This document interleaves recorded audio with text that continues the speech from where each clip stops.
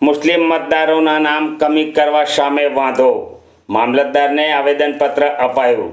જંબુસર વિધાનસભા મત વિસ્તારમાં મુસ્લિમ મતદારોને ટાર્ગેટ બનાવી ખોટી રીતે વાંધા અરજીઓ કરવામાં આવી હોવાના આક્ષેપ સાથે સમસ્ત મુસ્લિમ સમાજ અને વકીલ મંડળ દ્વારા જંબુસર મામલતદારને આવેદનપત્ર પાઠવવામાં આવ્યું હતું।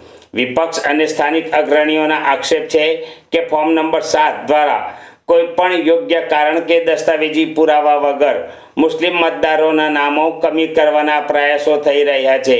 આવેદનપત્રમાં જણાવ્યું હતું કે મતદાનનો અધિકાર એ બંધારણીય મૂળભૂત અધિકાર છે।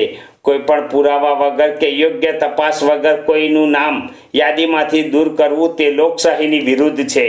મુસ્લિમ સમાજના લોકોની માંગ છે કે ચૂંટણી પંચની ગાઈડલાઈન મુજબ યોગ્ય નોટિસ આપી પુરાવા ચકાસીને જ કાયદેસરની પ્રક્રિયા કરવામાં આવે।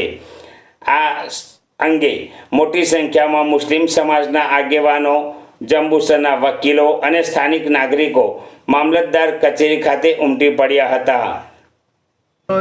જંબુસર તાલુકાના આમોદ તાલુકાના આગેવાનો તથા રહીશો દ્વારા હાલમાં CRIની પ્રક્રિયા દરમિયાન ફોર્મ નંબર 7ની ફોર્મ વાંધા અરજીઓ જુદા જુદી વ્યક્તિઓ દ્વારા આપવામાં આવેલી છે તેવી માહિતી આધારે તપાસ કરતાં એવું માલુમ પડેલ છે કે આશરે 20,000 જેટલા વાંધા અરજીઓ SIRની પ્રથમ મતદાર યાદીના પ્રથમ ડ્રાફ્ટ બાદ આપવામાં આવેલ છે।